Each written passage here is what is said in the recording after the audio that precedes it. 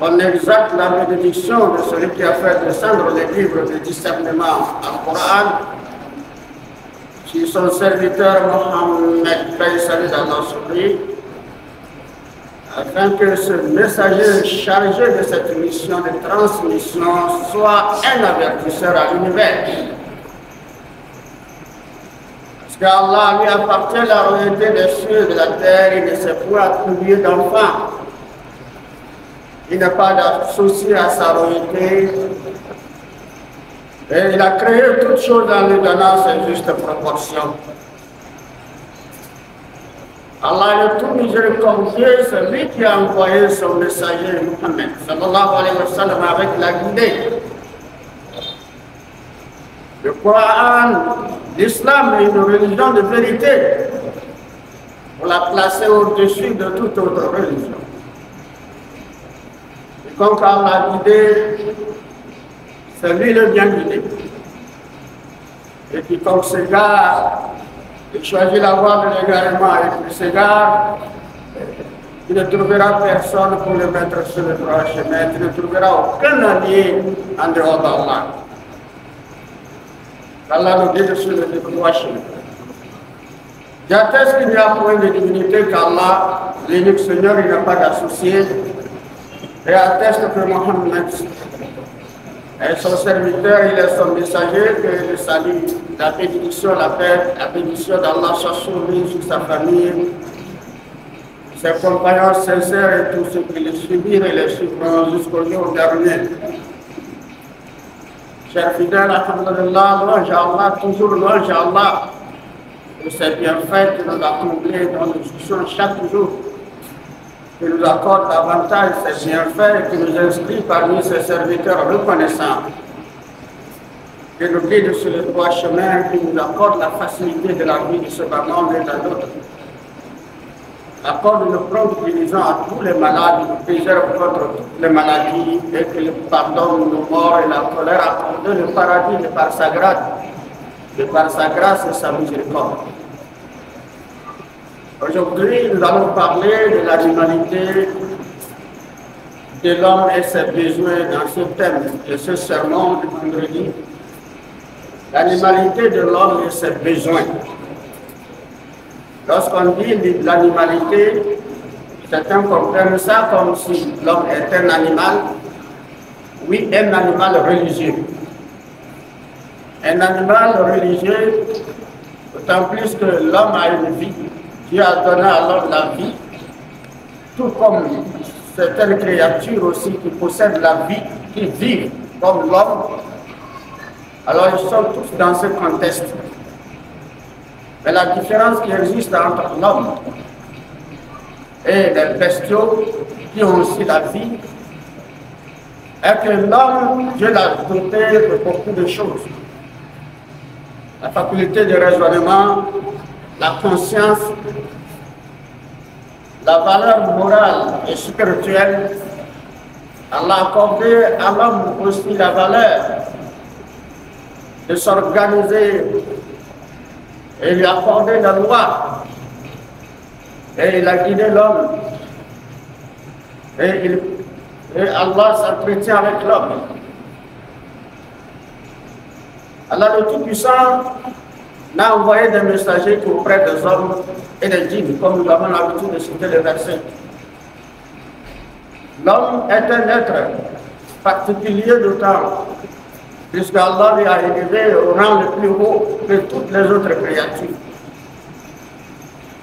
De par l'intelligence qu'il possède, la faculté de raisonnement, de conscience, de valeurs morales, spirituelles et éthiques, Allah lui a donné la religion pour le guider. Voilà pourquoi il est un animal religieux. Alors cet animal religieux, si cet animal comprend qu'il est un animal religieux, alors il croit en Allah, il adore Allah, il fait fonctionner sa raison dans ce sens-là.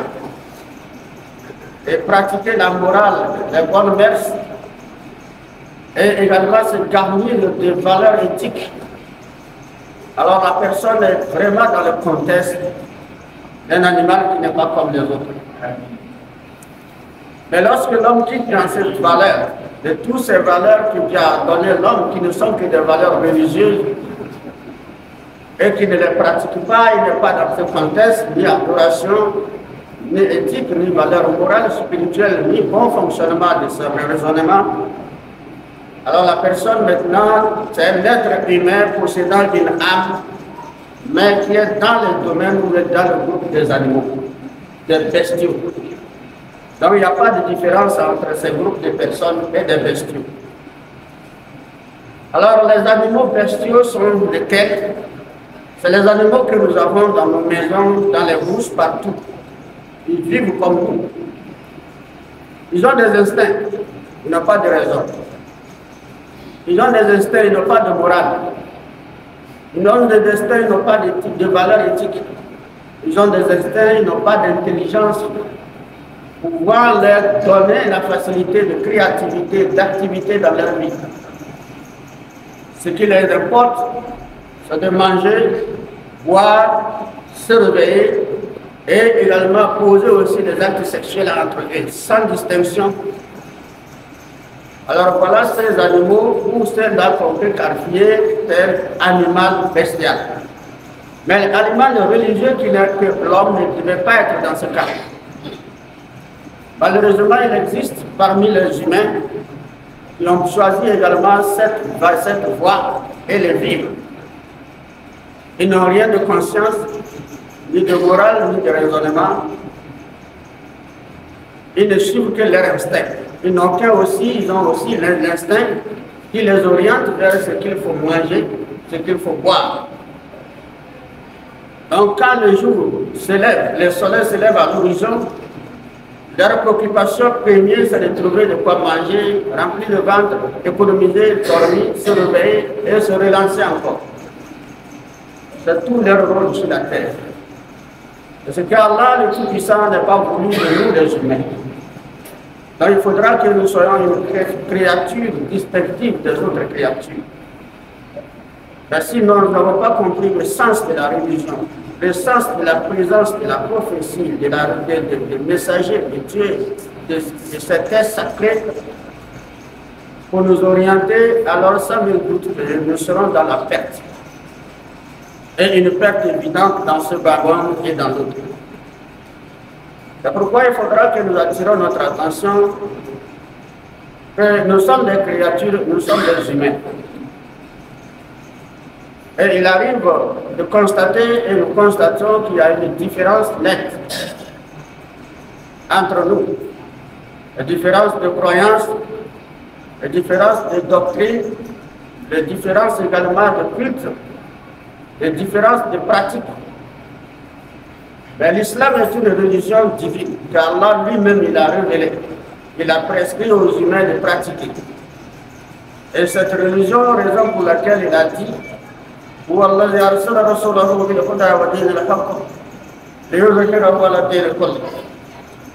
c'est lui, Allah le tout miséricordieux, qui a envoyé son messager Mohammed avec la guidée, le Coran, pour que l'homme fasse usage pour se distinguer de l'autre.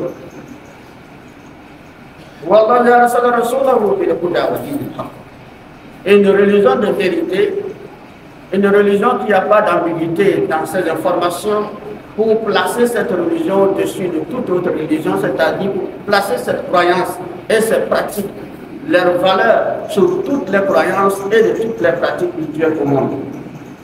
Et cela est remarquable et reconnu par les musulmans pratiquant l'islam. Qu'ils voient en l'islam une religion de richesse. Et cette richesse-là n'est pas une richesse qui a une limite, c'est une richesse également impérissable, qui n'a pas de limite. Une richesse dont nous la bénéficions, nous jouissons, nous allons nous jouir dans ce bas monde et dans l'autre.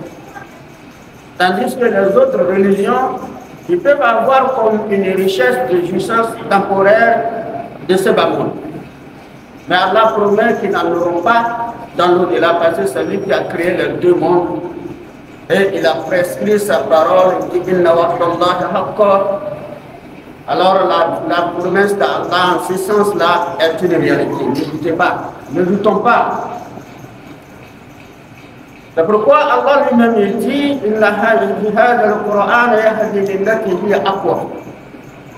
ce Coran guide vers ce qui est le plus droit, le plus clair et le plus juste.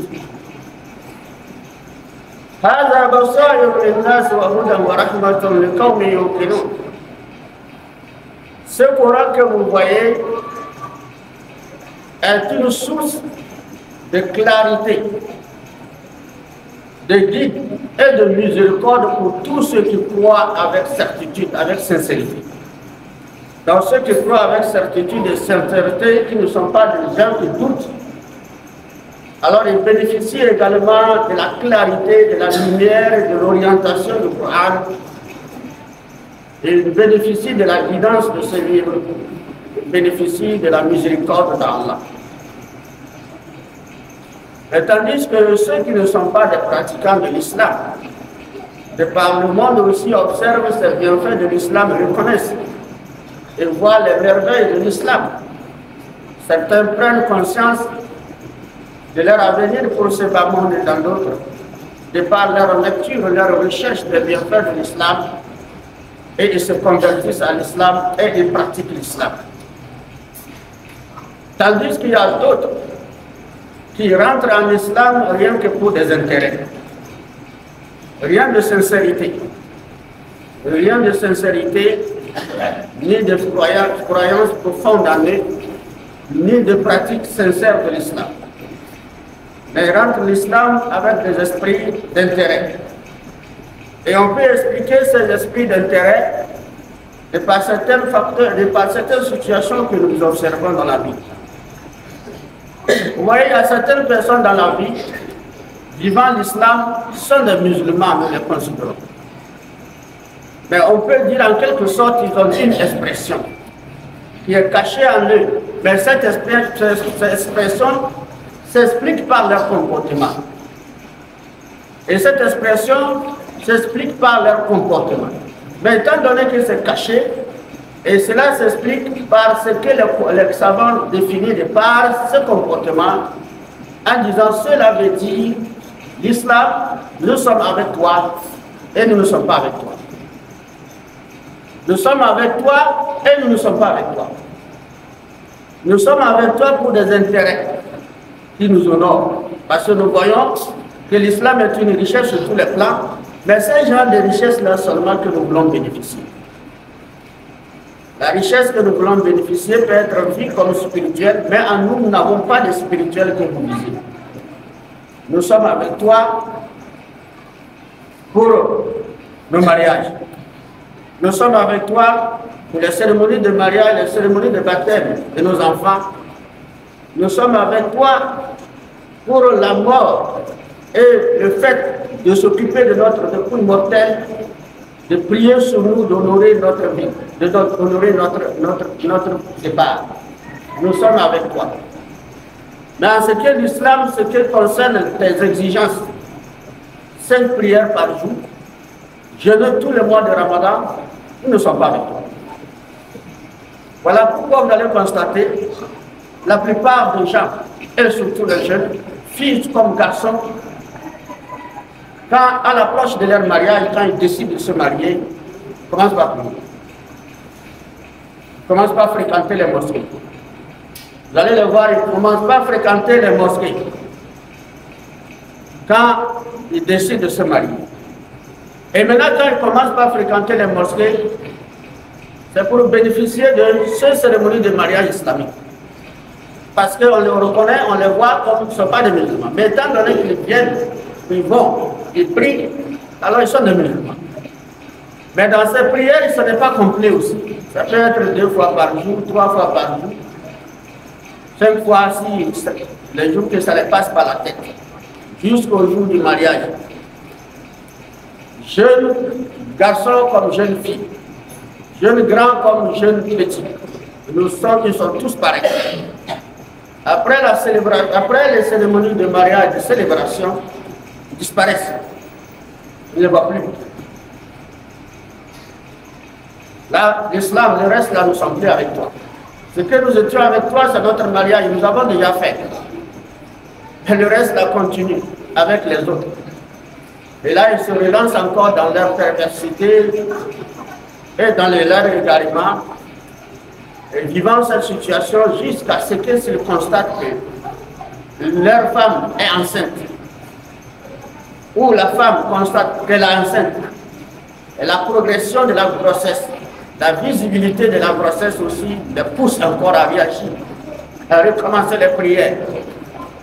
Tantôt ils sont là à l'eau, les prières qui s'en suivent, ils ne prient pas. Tantôt ils sont là le soir, les autres prières, ils ne prient pas.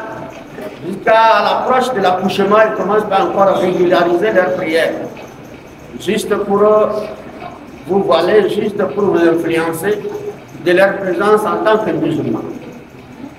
Mais après l'accouchement, et surtout les jours qui suivent l'organisation de cérémonie de baptême, alors on voit ils sont tellement recueillis. Ils commencent par prier encore très bien. Et après la cérémonie de baptême de bébé, maman laisse tomber la prière, papa abandonne la prière. C'est parti pour les prières de fête. Pour ceux qui ont encore le temps, et durant le reste des jours, c'est les vendredis, on les voit à la mosquée. Et les vendredis encore, c'est quand ils ont le temps. Quand ils ont vraiment le temps.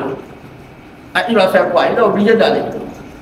Mais les prières de deux fêtes, et de la Adha ou le Fitr, et ils sont obligés d'avoir le temps, parce que c'est le jour que les musulmans ne travaillent pas. Il est obligé de porter beaucoup, aller prier. Donc c'est ce genre de personnes qu'on utilise comme témoignage pour dire aux ulamas, aux imams qu'ils prient. Nous prions ensemble. Là, ils prient avec nous le matin. Ils prient avec nous le soir. Oui, ils prient les vendredis, ils viennent. Ah, c'est sa place ça. Ah, les vendredis, ils viennent. Donc, on n'a pas de choix. Ce sont des musulmans, ils prient. Mais ce genre de musulmans, ça c'est une catégorie de négligence juste pour leur intérêt, pour les bienfaits de l'islam en ce qui concerne ce que j'ai cité. Au-delà de cela, ces gens de musulmans inconnus sont là aussi. Leur prière est annuelle. Leur prière est annuelle. C'est les jours de fête qu'ils prient. C'est le jour de fête qu'on les voit. En dehors de ça, ils ne prient pas. Et ce genre de personnes aussi, on témoigne qu'ils prient. Voilà pourquoi l'islam, Allah le Tout-Puissant les a englobés tous en les traitant des hypocrites. En disant au prophète sallallahu alayhi wa sallam de ne pas prier sur leur dépouille mortelle. Parce que si nous parlons de tout cela détaillé, pour que les gens entendent et comprennent et prennent conscience de la situation, non pas comme pour une contrainte, mais vraiment se cultiver d'une foi véritable, sincère. Si on peut prier, qu'on veut l'islam, qu'on soit avec l'islam. Qu'on n'est pas avec l'islam, qu'on ne soit pas avec l'islam. Lorsqu'on est avec l'islam, pour certaines situations, et après on n'est pas avec l'islam, là on appelle ça hypocrisie. C'est pourquoi Allah interdit au prophète sallallahu alayhi wa sallam de faire la prière mortuaire sur leur dépouille mortelle. Mais quant aux éléments qui respectent ces conditions, qui respectent cela, l'islam a allégé un peu la situation.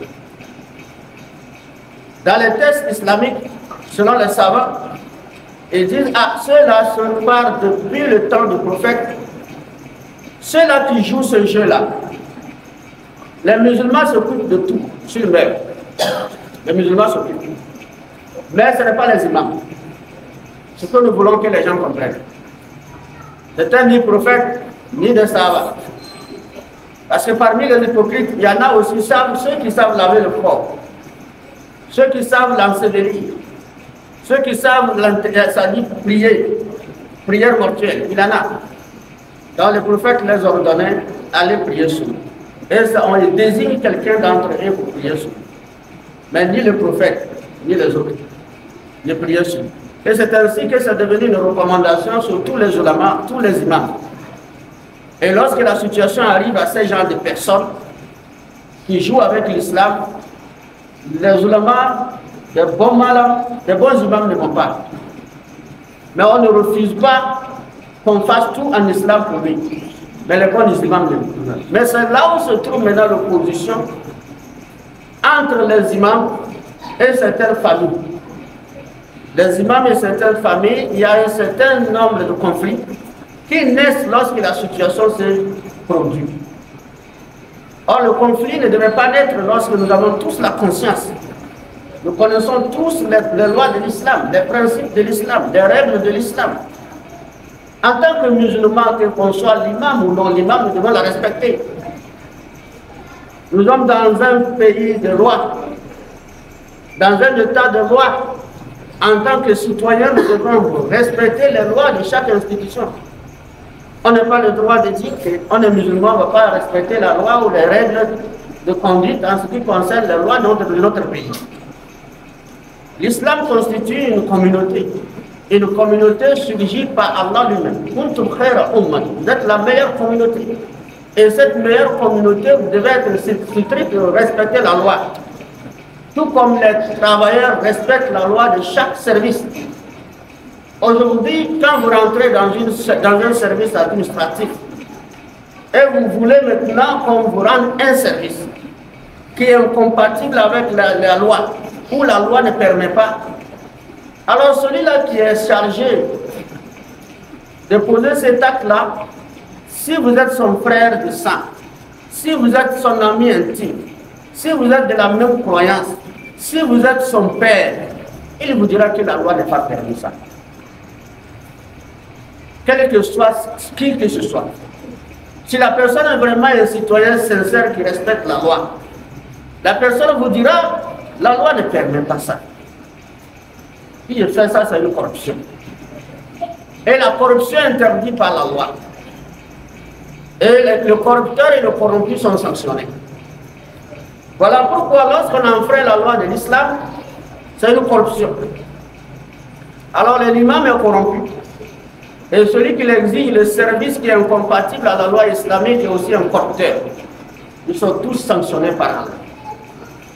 Alors si les imams ne veulent pas être sanctionnés, ils se dérobent également de cette matérialité, de cette influence de ces personnes et disent non, l'islam n'est pas permis. Alors lorsqu'on dit non, l'islam n'est pas permis, tout comme on va dans les services administratifs et celui sur l'administrateur nous dit que ce n'est pas permis par la loi, il ne peut pas avoir conflit entre nous. Si nous voulons voir la loi et les articles, il nous sort les documents. C'est très simple, si toi tu veux voir, on te sort le Coran et les hadiths. C'est très simple à comprendre. Pourquoi il peut y avoir conflit entre les imams et les familles? Lorsqu'on dit une personne meurt et qu'on informe les imams disent non, c'est comme une private, on ne peut pas vivre. Pourquoi il peut y avoir conflit entre eux? Mais malheureusement, c'est ce qui se déroule. Ça devient un conflit permanent. Moi, mon fils était mort. Mon papa est mort. Ma soeur est morte. Ma fille est morte. Il ose dire qu'ils ne vont pas prier pour lui. C'est quoi cet islam-là?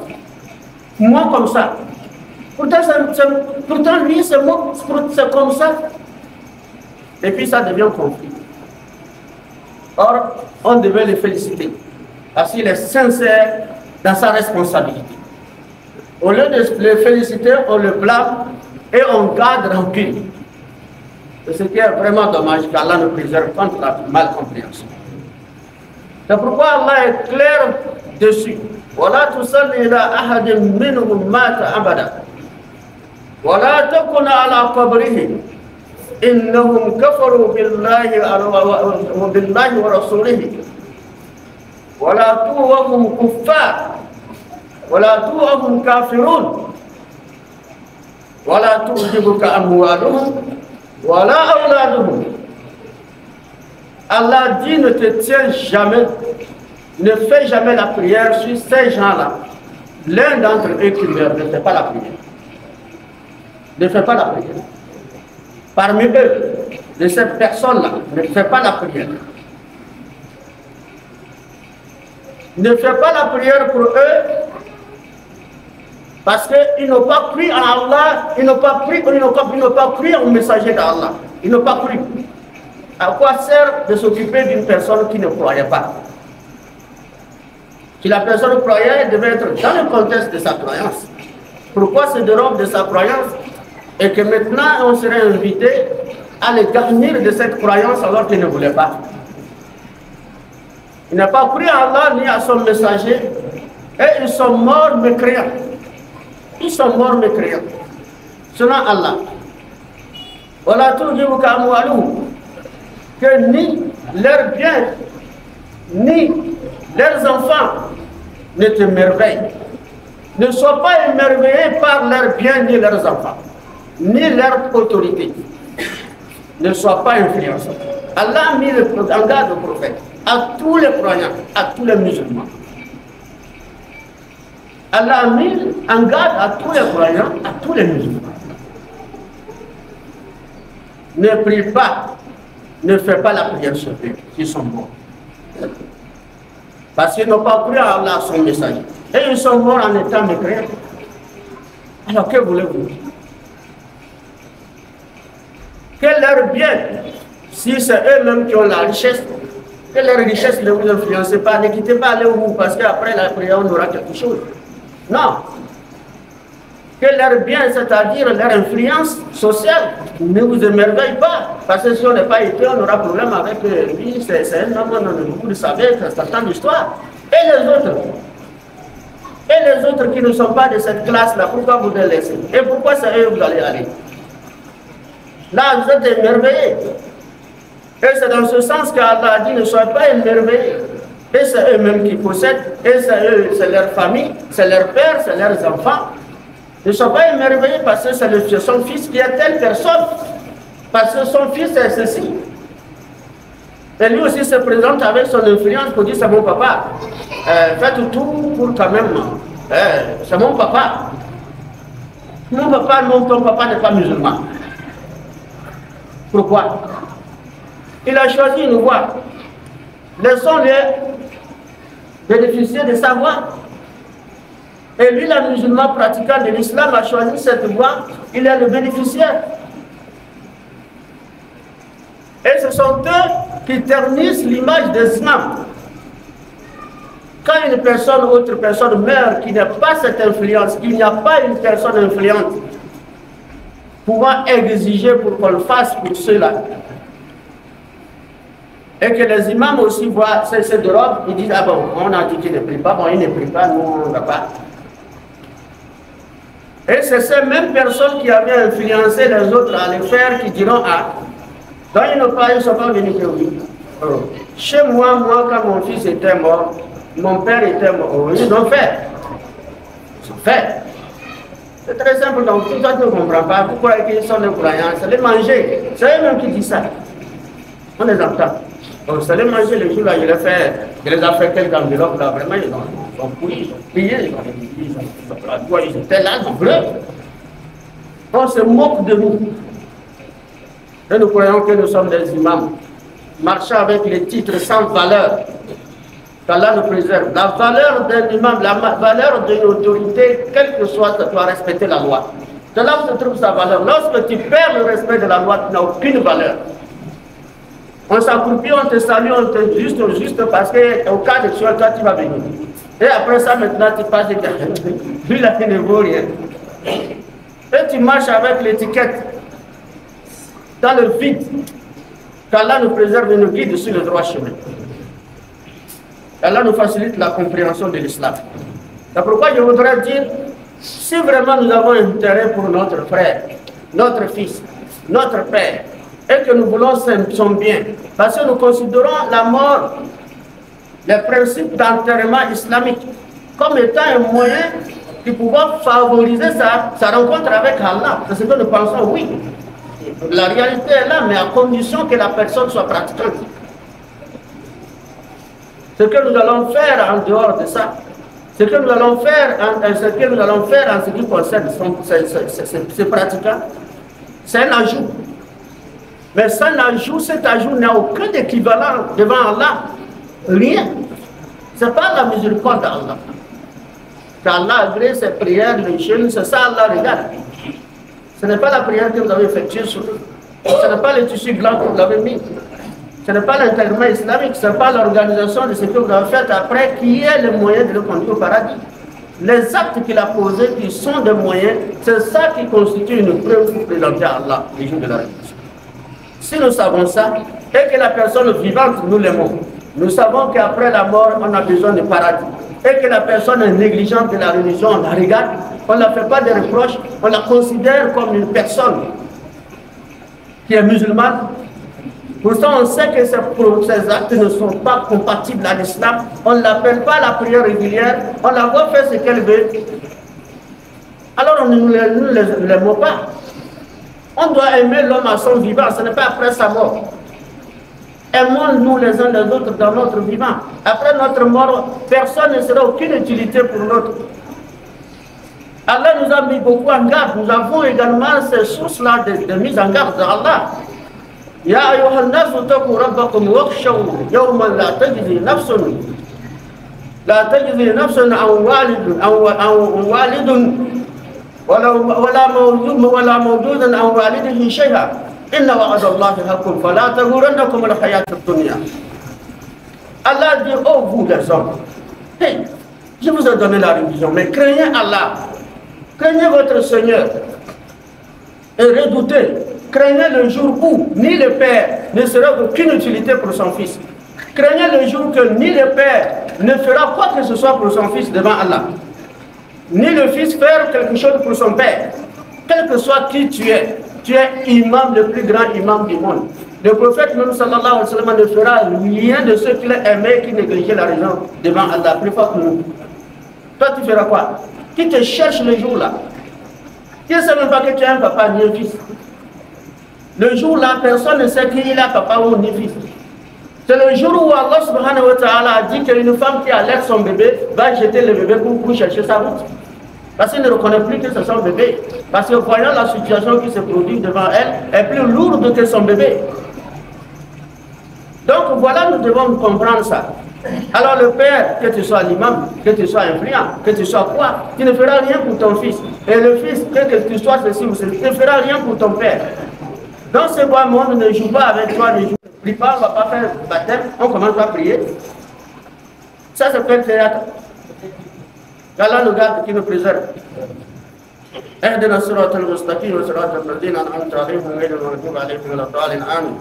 أقول قولي هذا أستغفر الله لي ولكم وسائر المسلمين من كل ذنب واستغفروه إنه هو الغفور الرحيم.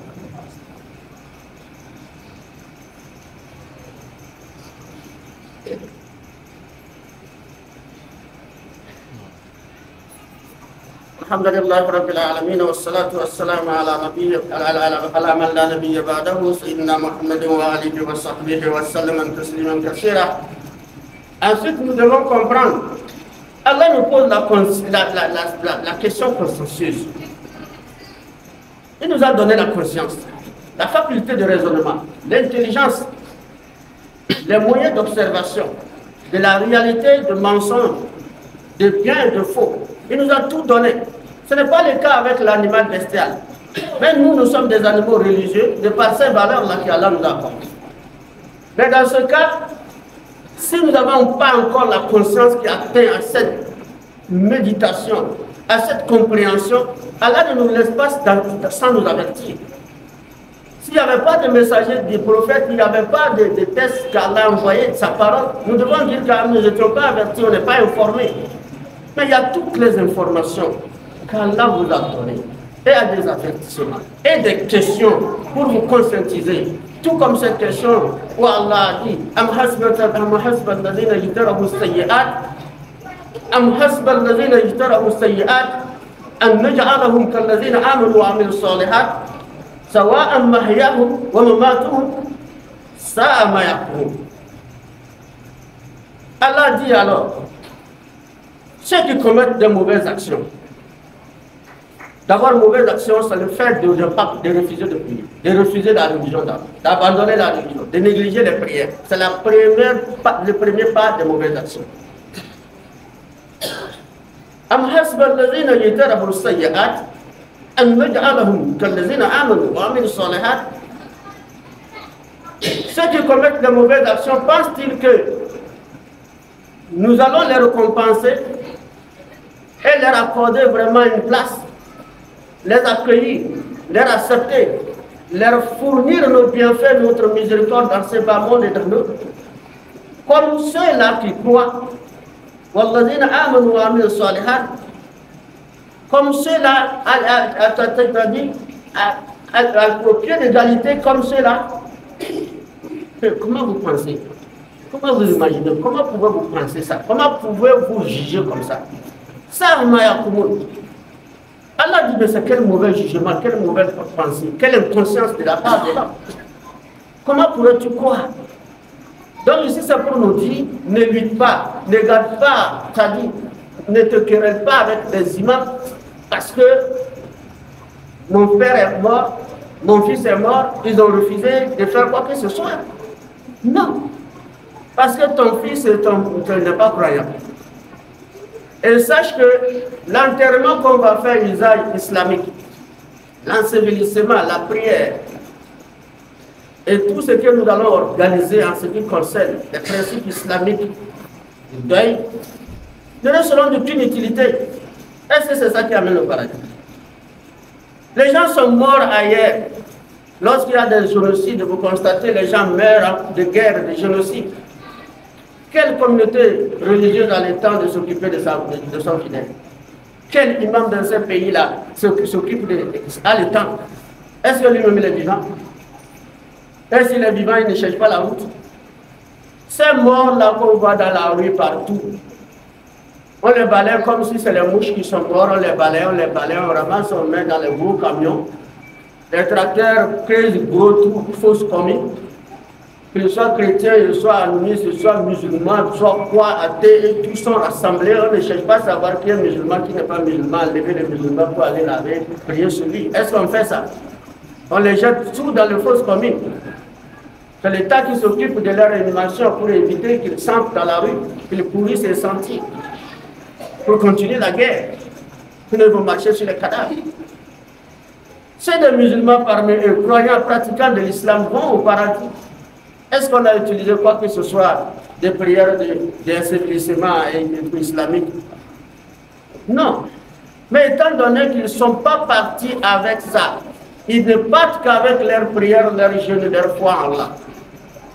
Alors celui-là qui est parti sans foi en Allah, ni prière, ni jeûne, alors à quoi sert bon d'utiliser ça? Ce que nous on utilise là, pour le mort, n'est pas une situation qui conduit la personne au paradis forcément. Mais en quelque sorte, pour honorer la personne. En quelque sorte, pour arranger la situation, pour que dans la communauté, que chaque communauté a son principe dans ça, dans ça. C'est pourquoi Allah nous a prescrit, le prophète nous a prescrit la manière de nous entretenir dans toutes les cérémonies de baptême, de mariage, tout doit être dans les cadres spirituels. Mais si la personne elle-même n'a pas de spiritualité, on l'a fait. Mais le reste incombe à Allah.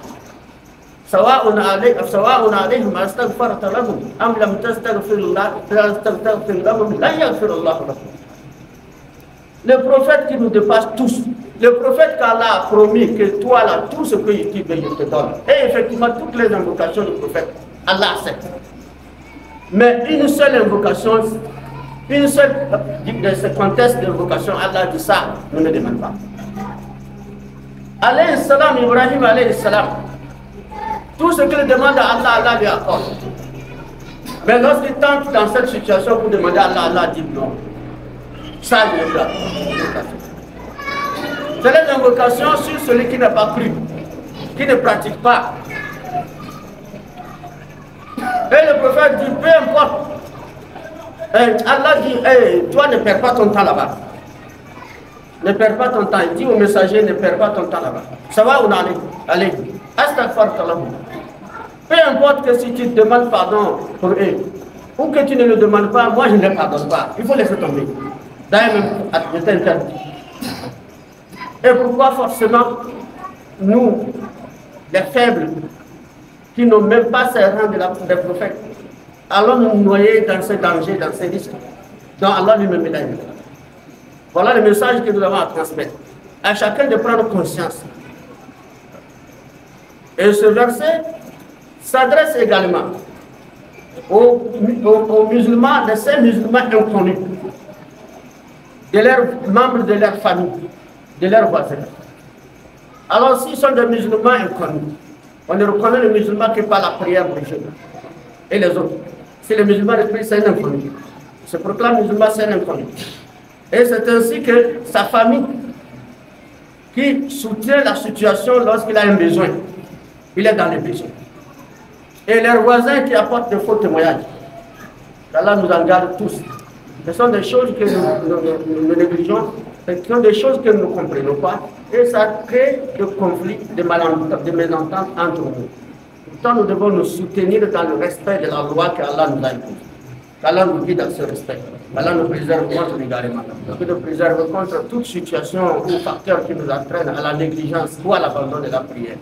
Qu'Allah guide nos cœurs et nous facilite, nous préserve contre la paresse de cette pratique. Qu'Allah fasse que nous soyons des musulmans véritables, poignants et sincères et mourir dans ce contexte pour bénéficier des bienfaits d'Allah.